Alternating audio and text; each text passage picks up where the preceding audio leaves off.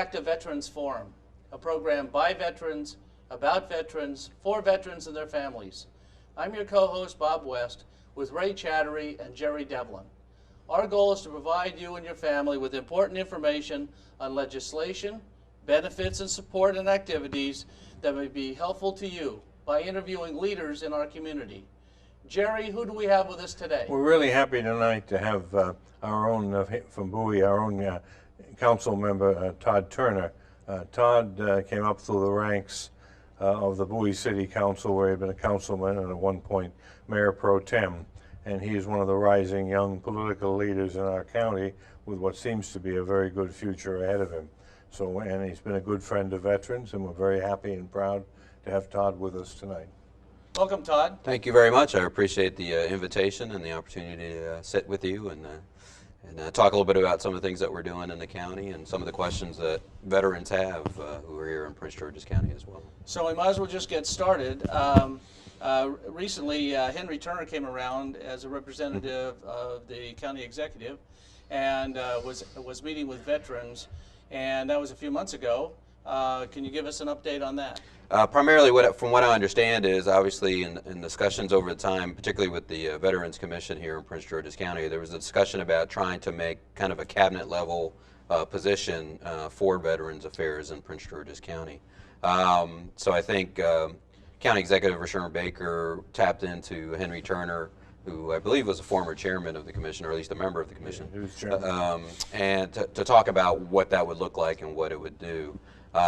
Obviously, for those who are familiar, we had a very tough budget discussion this year.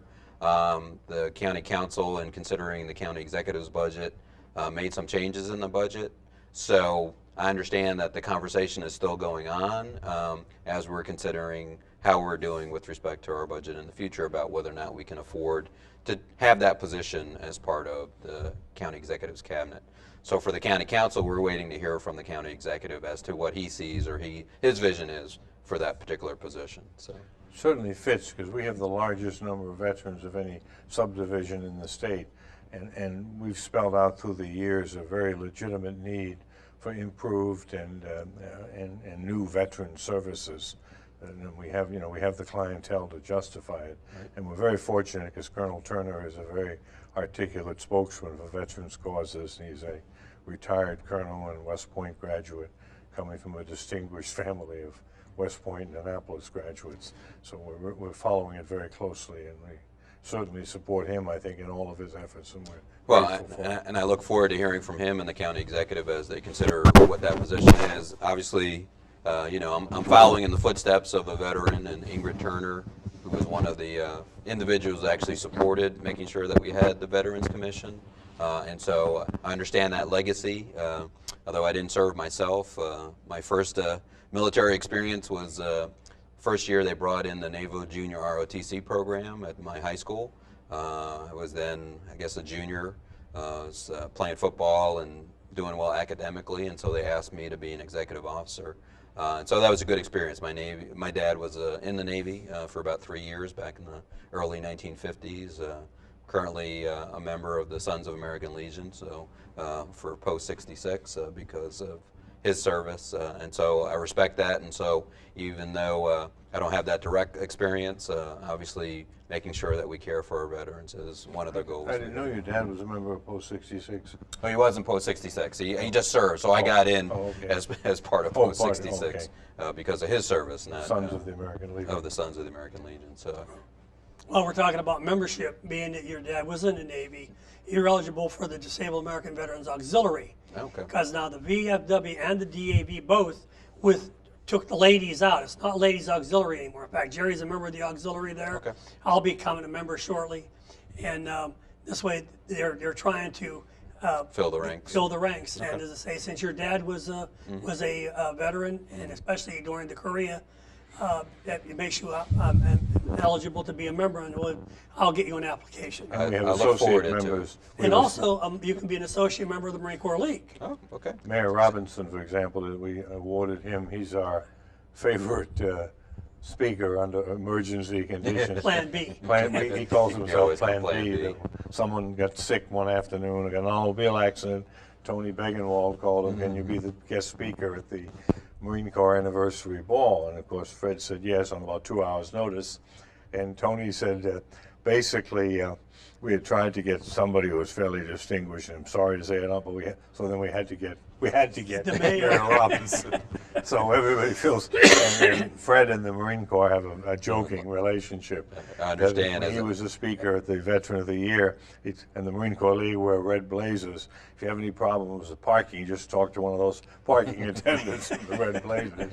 I know the mayor is a former Army vet. I'm sure but he obviously haven't been on the city council and served with him. Obviously, I understand the great distinction and the great service that our We have a veterans great provide. joking, like at the National Convention of the Marine Corps League, John McCain was in Scottsdale, Arizona, one of the speakers, and he said when I graduated, he said from the Naval Academy, you had a choice of going in the Navy or in the Marine Corps. He said, I chose the Navy because my parents were married. That warmed up the crowd. I bet it did. So we had a lot of fun. We do inter-service stuff. We have Yes. an awful lot of fun Yes, with that. I know Fred, you do. I always said, here's a guy willing to jump out of planes for $25 a month. And one thing I asked you about, Todd, earlier was, is there any program, that they develop any program for homeless veterans in county? Right now, we don't have a specific program for veterans who are homeless. What we do is go through our Department of Family Services, and if the person self-identifies or they get the information that they are a veteran, we'll do referrals to those organizations within the metropolitan region that deal with that. So, it's one of those situations where traditionally at the local level, we haven't engaged only until recently, obviously with the establishment of the Veterans Commission. We've relied primarily, obviously, on the federal government and to a certain extent on the state government when it comes to our veterans. And so, obviously, by the efforts that we've taken recently, we understand that we have maybe a more obligation at the county level, given the fact that we, host a large majority of veterans in the entire state of Maryland. I think the latest figure was about 75,000. That's and that no one's within 5,000 or 6,000 of us. And as I say, that's a big chunk of veterans right here in the county that we serve. I agree. As far as the Veterans Commission is concerned, when it was first started, Jerry was the vice chairman. Ray was the secretary and DAV delegate, were you? No, I was. I really didn't have I had a non-voting position. Oh, so you were the secretary? Secretary, non-voting. Okay, and I was the but VFW delegate. Right. And So Henry we Turner did that. was chairman. Yes. Henry Turner and was we did chairman. that for about 3 years or something like that. 5 And years. Henry ran for 5 county. years. He ran for county executive, and I was acting chairman for about a year and a half. And at that time, it came under Family Services. Correct. And is that the idea, to move that under the county executive? Because that was an issue with us. With you. That's my understanding of the conversation about whether or not where that would be housed now. Obviously, all the commissions and committees and work groups that we have in the county, each of them have a liaison with one of the agencies, similar to what we did here in the city of Bowie. Each of our city committees had a staff liaison within that particular department or that area. So you want to make sure that that flows from that, and that information is getting not only to the members, serving the commission, but also to those who make the ultimate decisions about, funding, the commission or any policy or programs that come out of that as well. So I think that's part of the conversation based on your experience when the commission was first But started. the problem with the commission was it was set up not to do anything. It had no administrative function. It was purely advisory, and there were people on the commission who wanted to do things when you didn't have the statutory power to do things. Well, they'd come to us asking for money or Yeah, things like that, which we really didn't have any of that. and they seemed to going get on. lost somewhere in the bureaucracy. It really didn't work very well.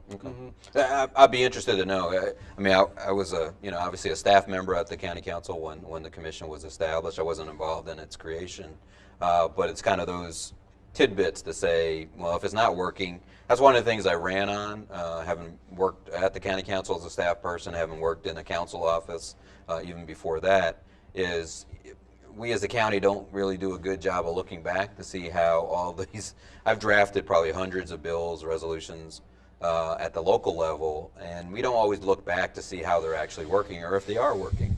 And so that was one of my missions is, I don't need to be, on 100 pieces of legislation. The ones that I want to be on are ones that I know can be implemented. And given our budget situation, it's not easy. I know we all want to do more, but until we have the resources to be able to do that, we have to be, have some retrospective about the kind of services that we provide. See, one of the things that we were talking about, Colonel Turner and I talked about, is the Secretary of Veterans Affairs at the national level is in the cabinet right under the president. Correct. The Secretary of Veterans Affairs here in Maryland is right under the governor. Right. So we want the Secretary of Veterans Affairs in the county to be under the county executive. We don't want any in between or any buffers. We want a direct ear, and this way we get things done. We don't need to be a committee. Right. We want to have a cabinet position, and it's the only way it's really going to work for the veterans. Okay. So we really need that to happen. I appreciate that. Obviously, when the commission was established, it had certain requirements, and that's something, we can look at as part of this discussion, because I'm not sure ultimately what the county executive decides, because he's the chief executive, so he makes the determination. We're the legislative body. If he needs us to create something under our charter or under the county code, that's our responsibility. The Veterans Commission had the potential of doing good things because it had strong support from all the constituent veterans groups in the county, and I don't think that's the case anymore. Okay. At one time, most of the times, we had anywhere from 30 to 50 people in that room, and we met when we met. And a lot of times, heck, we were there till 9, 10 o'clock at night answering questions and stuff, and we had some very good guest speakers and such. And Colonel Turner and then Jerry, when he took over for the last year and a half, great leadership, and we had really good staff members on the as commissioners. Right. And if it's not broke, don't fix it. And somewhere along the line, things went awry. Henry and I used to do a report at the end of each year, and the report went to the council and the county executive, and I don't know whatever happened to it after that. And what we did, though, we did lobby a lot in Annapolis for veterans bills, and I think that was useful. Yeah. Here's one thing that we were really upset about, and due to the way that things were set up. The American Legion wanted to give the commission money. The VFW, the Purple Heart, we weren't allowed to take any money from them. And we could have done a lot of things as a commission. We weren't, we in fact, we elected a treasurer and everything, and we were told, you can't do it. And this is something that should be fixed. Okay. Well, no, I appreciate getting that information. I think one of the things, like I said, we don't do always, and we don't do this for some of our commission and work groups, is we don't bring them in to the council to kind of do an overview of what's happening. And it sounds like there might be an opportunity for us to go back and look at how the commission was set up, if there needs to be changes as part of this conversation about, eventually getting maybe to a cabinet level type of position, because that will require a change to our charter, because it's currently not in there. We passed the county code with respect to the commission. And then take that commission out of family services and put it under the Secretary of Veterans Affairs, And at where it put should every be. veterans type program under that umbrella. Now, do they still have the service officer at the family services building like they used to have? I don't know. I'd have to check into whether or not that's still part of that service. And then there was one at Camp Springs. They had a veteran service center. I tried to find it, and I couldn't find it. I wonder if it's still inactive. It might not be. Yeah, unfortunately, we were just notified earlier this year that the veteran service provision up in Greenbelt just closed this month. The VA facility, and they transferred it down to the southern part of the county. Obviously, that was located in my council district within the city of Greenbelt, and so we've been trying to work with Congressman Hoyer's office, Senator Cardin's office, about trying to get something to replace that in the future. We understand it was a business decision by where they were. The building was being sold, so they couldn't stay in that location. So they had to do something temporarily. It's our hope that we have something that's more centrally located for veterans, one on the southern part of the county, one on the northern part of the county at some point. One thing I'll bring to your attention is that I have to go there. There is a lot of space at Trade Center. There's good parking, And there's available space. It's easy to get this right off of Route 3. It's right behind the police station there. Right. It'd be an ideal spot for a VA. And it's not that far from Greenbelt, what, 8 miles? Right. No, listen. And it's in your district. And it's And it's in your district. And, you know, it's one of those situations there's a lot of, you know, we're trying to, you know, provide opportunities for development in the county, particularly on retail and commercial side. We have a lot of older shopping strips here in Bowie, other parts of my district, other parts of the county, where you could provide this kind of service to people. It's already set up for that, you know, as a retail center. So you already have the parking situation, you already have access issues. So that's the kind of thing that we need to look at, because we do have those vacancies in other parts of the county. And sure, I can be parochial and say, you know, be in my county. Ultimately, that's a decision by the VA where they want to go. But having access, part of that, you know, discussion about what the Veterans Commission could do is, where are the veterans? You know, are they mostly in the northern part of the county or in the southern, or all over? You know, that's the kind of thing that's the information you can provide to those decision makers to say, well, we had to close this, but it makes sense for us to put a location somewhere else. So. One of the other things too is, besides you know, looking for veterans and benefits and programs, is veteran service organizations have a lot of programs to assist in the community, and a lot of times we go wanting, looking for essay contestants and so forth. For the VFW in particular, since I'm the post commander, we have an essay contest for 6 through 8 and 9 through 12, and there are 4 middle schools in our area, 2 are in Crofton and 2 are in Bowie. The one school in Crofton, they make it part of the curriculum to write an essay. And we get 120 some essays. Last year we got over 200, but we're not getting anything from the local ones. Now, I spoke to Kevin Maxwell, who's the CEO of Prince George's County School. He actually was the superintendent over in Anne Arundel County. At the time, the girl over there, an 8th grader, received a check for $5,000. And so I thought that was an incentive to try and spur something here. So I did take additional material down to his office, and the essay contest is going to be coming due soon by the 1st of November. But it's not only the VFW, the American Legion has programs, you have the Toys for Tots program, you have the Christmas party, we have all these things going on within the community, and there doesn't seem to be a way to kind of broker what we're able to do for the community by getting into the schools and letting people know. It seems like, well, we don't care about that, we're not interested in that sort of thing. And I know Bowie High School has the Navy ROTC, but you know, we have these programs, but we're getting a little frustrated over years of trying to do that. Well, I know my daughter participated in an essay contest, and I know others, this is at the elementary school level actually, that they encouraged it, particularly at Heather Hills Elementary School. But what I would say, I'm just curious, what was Dr. Maxwell's response to your Well, when I inquiry? initially talked to him, he said, yeah, I'm a Navy veteran, I remember the program, get me the information. And so I did. It's just like, you know, Following it's up sort of with like, thanks for Right. And to follow up to what Bob said, the $5,000 that was given to her because she won the national contest. Right. She was #1 in the nation for the Patriot Pen program that year, and that was 2012, I think. It was a few years ago. Yeah, 2012. Okay. Now, Well, I would also encourage you. You know, I have a pretty extensive email list as well. So if the contests are coming up, you know, I try to pride myself in getting information out. I'm sure you know, the judge knows about my emails that go out, and people, you know, can't come to us. Email Todd. Can't come to a city council meeting or a county council meeting, you know, but they still want to know what's going on in their government. So that's one way to provide communication. So I just say, make sure I get the information. We'll distribute it. We mail directly to the schools in my district as well. So we'll put you on our email address for our newsletter, and all the information is in there.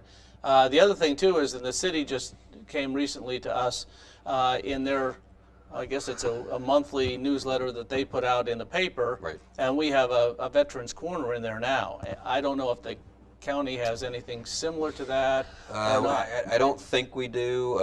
However, You know, there is obviously the Veterans Commission has their page on our county website. That should be utilized more. I know we're going through a redesign, particularly of the county's website right now, and so that might be an opportunity. Why can't that be a clearinghouse, you know, for information about what's going on? Is there any way? Does the county have a secretary? Would they have the superintendent of education in Prince George's County? Yep. That's the same gentleman. It's we a got in county Arundel chief County. executive officer now. Do you they call have it. a direct line? Do you have can you get his ear?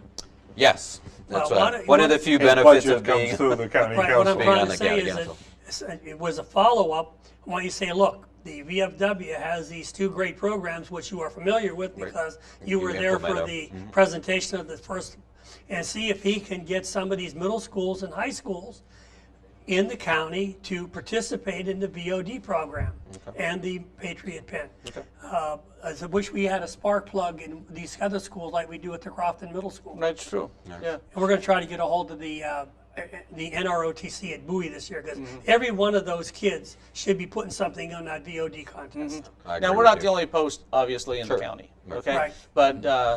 But it would be like sharing the wealth Yep. if we can kind of get some of this stuff Encourage it. going because there's things to be had out there in recognition. So Even in my declining years, I'm a graduate student at the University of Maryland on these old age programs. That $5,000 a year contest, that looks very attractive. Yes, yes. well, if you only dropped one of the digits in your age, Jerry, you'd be eligible. As a father of a senior in high school this year, I understand that fully. Now the VOD is a $30,000 prize from VFW National. Now that's big bucks. No, definitely. And like I said, the American Legion has similar programs too, like Boy State and Girl Scout, even the Boy Scouts and Girl Scouts. I mean, Right. it's just trying to find people to submit some forms. Right. Yeah, you know, it is at the end of the day, it is about a communication and being able to communicate with people and getting the information out to Right. people. Whether it's, you know, a listing of all the Boy Scout and Girl Scout troops, you know, in Bowie and making sure you know, we go through this every single year. I had an intern over the summer about trying to update information for our homeowners association and civic association because they're the lifeblood of our communities and making sure that and people don't update it or they change or they move. And so it's hard to get in touch with the people who you want to make sure are aware of what's going on in their community and neighborhood. I mean, a very important question. We have a great food bank here in Bowie. Correct. How many food banks are in your district do you know of? I think that's the only one I'm aware of. I know that there are individual churches that have food banks, but there's not one to the same level Like as this- the Bowie Food Pantry. Because there are a lot of veterans that go to the Bowie Food pantry. Bank. And when I was commander of the DAV several You did years that. ago, and also the VFW, I made sure that was my Kind of an my adopted project, shelf. and made sure that they got a nice donation. They would say, well, if you want to give us cash, that's great, but if you want to buy stuff, toilet paper, peanut butter, and tuna fish. Right. that hasn't changed. I know, you know, as part of some of the organizations I was involved in, we always did, you know, do donations, you know, when you're coming into an event or something, so we can do And that. the food bank now is at City, in this building And now. yep, it's here at the here at Kent Hill Center. And they're open, well, you have to check and find out when they're open. They used to be open 3 days. It was easy. They were Monday, Wednesday, and Friday from 10 to 2 or something like that. Yeah. Yeah, my daughter is actually just volunteer here over the summer. They had some extra time, and they really enjoyed the experience. They were putting together packets for kids, you know, for the back to school and doing, you know, the bags and stuff. So they appreciated that. Yeah, it's really social media that we're finding out that we're having a difficult time trying to get adjusted to Right. and what they look at. I kind of was surprised. I was at a meeting with millennials, and I said, well, yeah, I get up every morning and I read the Washington Post and so forth, and they said, we don't even get a newspaper, and the Anymore. one that we get, we just throw in the trash because we just kind of scan online. and look. I said, but what happens to those articles that you may not be interested in initially, but then when you're scanning the exposed to it. post, you're going to find it in the post, and all of a sudden you read something, and it's of interest. Well, that didn't get through, so Kids just don't read newspapers. Right. no. They Although- just look for what they're interested in, like a Right. constant Google Well, search it's or a something. phenomenon of the 21st century. Great many millennials get their political news from the late night comics. Yep. That's That's a sad commentary. Well, when they get older, they'll be in bed by then. Yeah, Let's see. one thing that I'd like to talk about, since we have a good thing, is the VFW and the Marine Corps League, we do an Eagle Scout program, and we're trying to get the word out to the Girl Scouts because Yes. they have the gold Star Award or Yep, something like Gold that. Star is equivalent of the Eagle Right, Scout. Eagle, And you're a regular attender at the. and of course, yeah, and as a Senator Peters, Right. I mean, and the mayor when he can. I mean, it's a really great program, and it's really, we show up in our caps and Yep, everything. I've seen you. And it gets us I've out. even stolen your idea, Ray. I've had a challenge card Challenge made made for up, Eagle right. Scout. But as I say, there again, and a lot of people have this misnomer that the veterans sit around the bar telling war stories and everything else, but that's don't? not true. And No. we do, Do a little but, bit, right? But the one thing nice about the American Legion here in Bowie and the DAV in Bowie is most of the posts that don't have homes, they do 2 hours a month, where we do 7 days a week, 10, 12 hours a day. And the DAV in Bowie, we have a service officer, Jerry George, and we have 3 others, Claudio and Kathleen, and I can't remember the other gentleman's name. Every Tuesday evening from 7 to 9, they're at the DAV. They have a little table out at the bar. We don't need an appointment. You come in, and we have 6, 7, 8 people come in in here for services. every week now to get service. That's great. And it's really great. And we had a member that donated a printer, and they can do things. And they do work here, and then they give it to Baltimore. And our chapter bought 2 scanners, which cut off 3 months, where they just scanned it in, claims. Right. and they scanned it in, Yeah. and the VA gets it immediately. We've fought that, to be serious, we've fought that old guys at the end of the bar image, and it's kind of hurt membership, and particularly one of our goals is to attract women as members. Right. And I think Ray has pretty well outlined that we do lots of other things other than sit and tell war stories. Well, that's true, and it's kind of hard to believe, but our time's up. We want to thank Todd Turner, District 4 councilperson, for being our guest tonight. And now we hope you join your fellow veterans by stopping by the American Legion or the DAV. Find out about the benefits and programs available to you and your family. It's this outreach by you in which you're going to be able to find out what you've earned. So whenever it's available, family member or veteran, stop by the American Legion or DAV and find out what's available for you and your family. And we all want to thank you for watching Veterans Forum.